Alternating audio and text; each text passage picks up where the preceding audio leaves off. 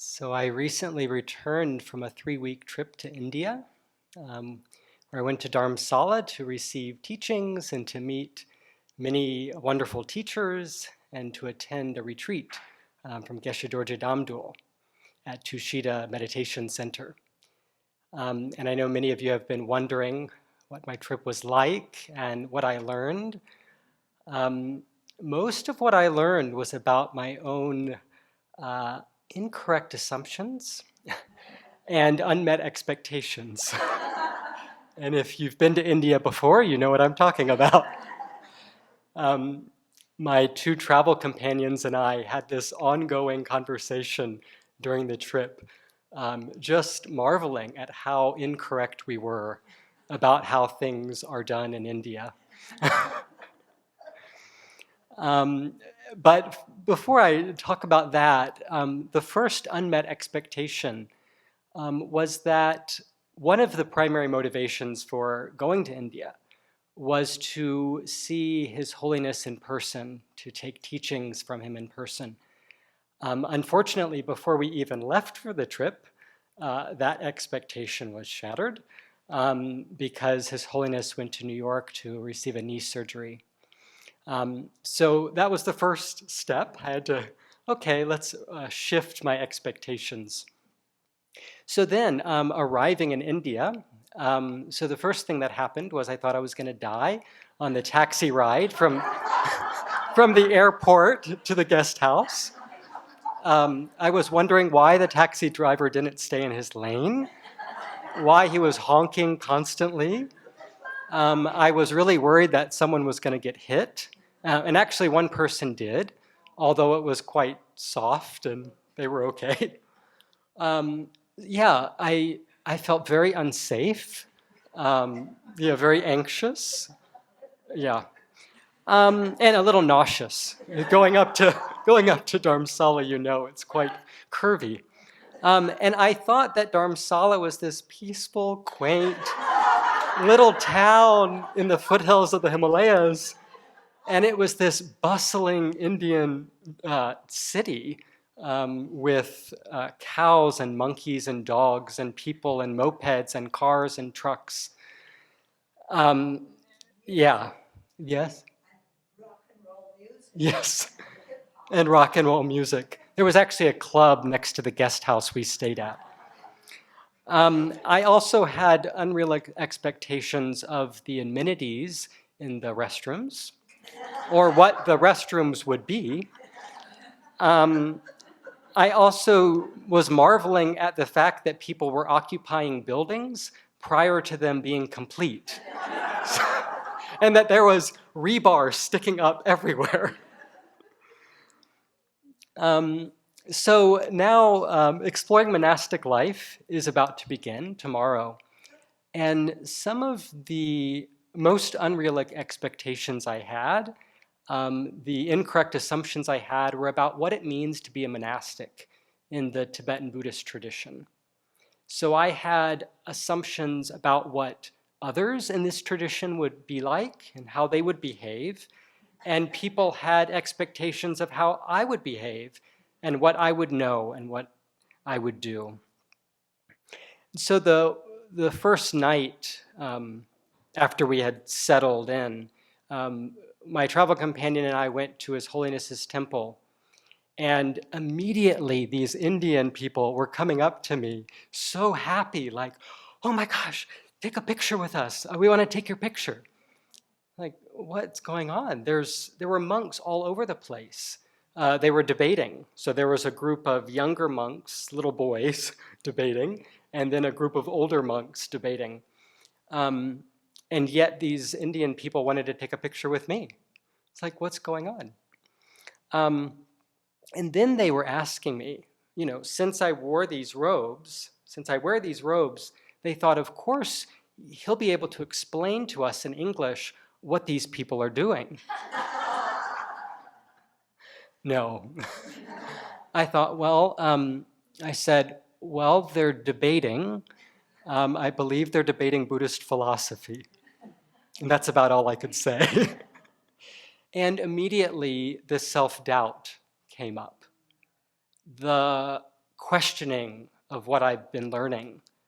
What does it actually mean to wear these robes? And so that was the first time that I was really checking, what it means to be a monastic outside of Sravasti Abbey, since I have basically lived my entire monastic life at Sravasti Abbey. I know very little about the broader Tibetan Buddhist world. And so this trip was a really helpful introduction to that world. The next unmet expectation that someone else had about me was they started speaking to me in Tibetan. They were for sure that I was from Sarah. And after a minute or so, I said, "I'm sorry, I don't know Tibetan." And they said, "Oh, okay." And they proceeded to speak to me in English. So again, there was this thought, do I need to learn Tibetan? Venerable Donyo, as many of you know, he's at Sarah, and he spent 8 years there. He's fluent in Tibetan now. It's really amazing. And so, what did my mind do? I didn't rejoice immediately. I was comparing, right? What he's been doing and what I've been doing and what he knows and what I know. And so these were all very helpful thoughts. The other unmet expectation that someone had was that at Tushita, one of the lay Tibetans started talking to me and was wondering what my life was like as a monastic. And I described to him in detail our schedule at the Abbey and how we offer service for 6 hours a day, and we're building a sangha and a monastic community and literally building the monastery. And he proceeds to emphasize to me and really encourage me to study, and how His Holiness the Dalai Lama encourages study. And again, while that's true, I had self-doubt. I had questions. Is what I'm doing not what I should be doing? And I even saw defensiveness. Oh, I have to defend the Abbey. This is really important. He has to know that what we're doing is important, and it's gonna, spread the Buddha Dharma in the world. And I really tried to refrain, and I was listening to him. And eventually we parted ways. But these experiences really left an impact on me. And I really started to think about how I want to show up as a monastic and how I want to respond when someone has an unmet expectation of me. I don't want to be defensive. I don't want to let self-doubt creep in. Instead, I want to be confident and sure of myself, and really have some understanding and recognize that they're coming from a good place. They have a different upbringing, a different culture, a different experience. And so, of course, when they see someone in robes, that person knows Tibetan, knows what debate is and engages in it, and is studying, spending 12 hours or so studying a day. And so instead, I can respond to those and just recognize that, yes, it's amazing what monastics in this tradition and Geshe-la are doing. It's really incredible.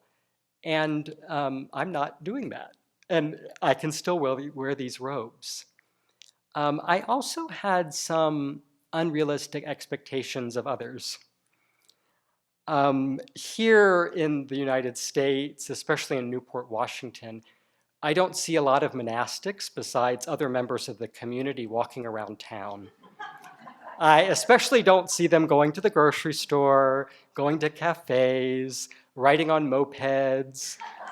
And so I was surprised. There were so many monastics integrated into the culture and into the society.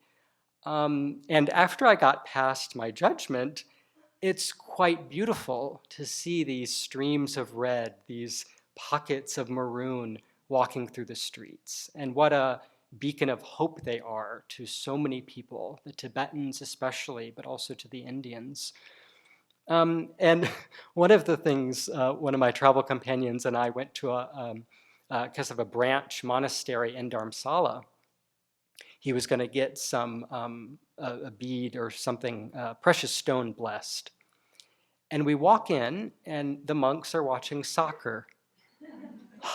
What? You're watching soccer?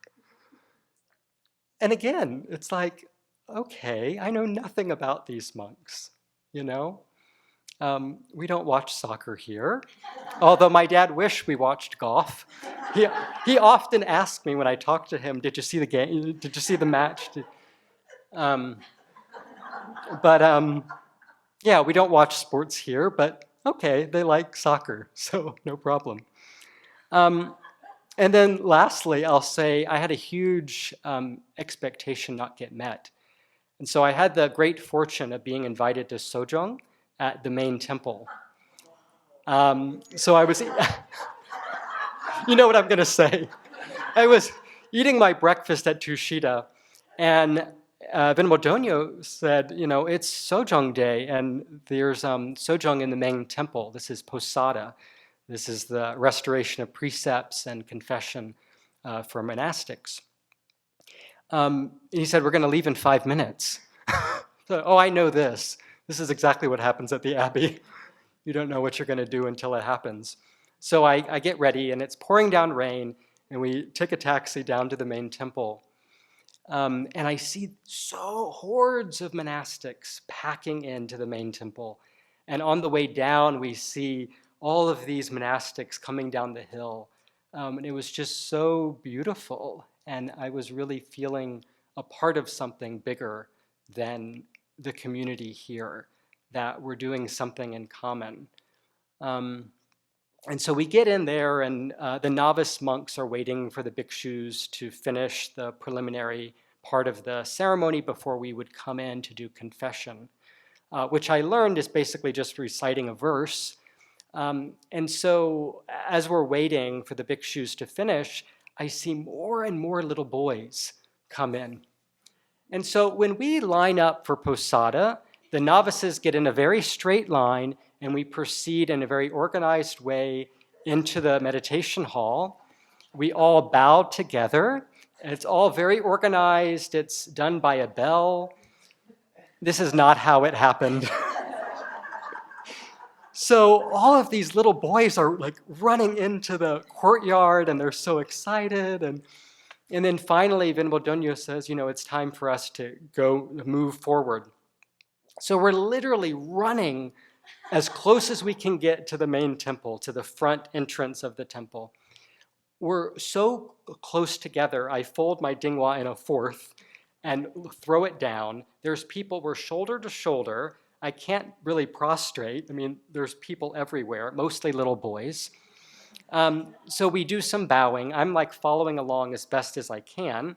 I have no idea what's happening. Venerable Donyo gave me no preparation for this. He said, just follow along. So I'm down, you know, I'm like, have my head down, we're bowing, and I keep looking up. Is it time for us to raise our heads yet? You know, keep looking around to the little boys to check out what they're doing, because they know what's happening. And then eventually we finish doing some recitations of the Heart Sutra and various other things. And then it's time for us to enter into the main temple, to find a bhikshu that we can confess to, or that we can recite this verse to. And so I have to follow Venerable Donyo. If I don't, I'll be completely lost. So I run after him into the main hall, and we have to wait a little while before an opening comes up. And then three little monks leave. Venerable Donyo and I come, prostrate to the bhikshu. I don't even look at him. I'm just following, doing what Venerable Donyo's doing. And, you know, I don't know what I'm saying. I'm just reciting something to make it look like I'm saying the verse. And then, okay, is it over? Okay, prostrate again and leave. That was my experience at Sojong. So that was an unmet expectation. So I thought, okay, so when others don't meet my expectations, instead of being judgmental, I can be curious. I can be receptive. I can accept what they're doing and really try to understand what they're doing, to know what they're reciting, and rejoice. Rejoice that so many monastics are renewing their precepts together. It's a beautiful thing. And so, in conclusion, I realized that when I focus on differences, when I focus on my own unmet expectations, or when I dwell that I've not met the expectations of others, there's so much separation created. Rather, when I look at our similarities, I saw His Holiness's photo all over Dharamsala, in the guest house and restaurants. When I see that we're practicing the same path, that we are wearing these robes that mean so much, that we learn and practice and meditate on compassion and wisdom, when we think that we're all just trying to transform our mind, both monastics and lay people alike. When I think about that, I'm much happier. And so I will say I feel much more connected to the Tibetan Buddhist tradition because I didn't have this context for what we're doing here. But I feel much more connected now after being in that culture for 3 weeks. And I really respect and rejoice in all the monastics all around the world. And I'm also very appreciative to be here. This is a place that I feel comfortable practicing the Dharma. It's a way that I feel that I can practice in a way that's comfortable and fits with our culture. And so instead of defending it, or defending myself, or getting defensive, or having doubt or questions about it, I can simply know that what we're doing here is also valid. It also makes an impact in the world. And when we come together, we can do so much. And so I think I've learned a lot about being a monastic in the Tibetan Buddhist tradition, in the Buddhist tradition. Next time I go to India, I want to be more open-minded and much more flexible. I think that'll go a long way.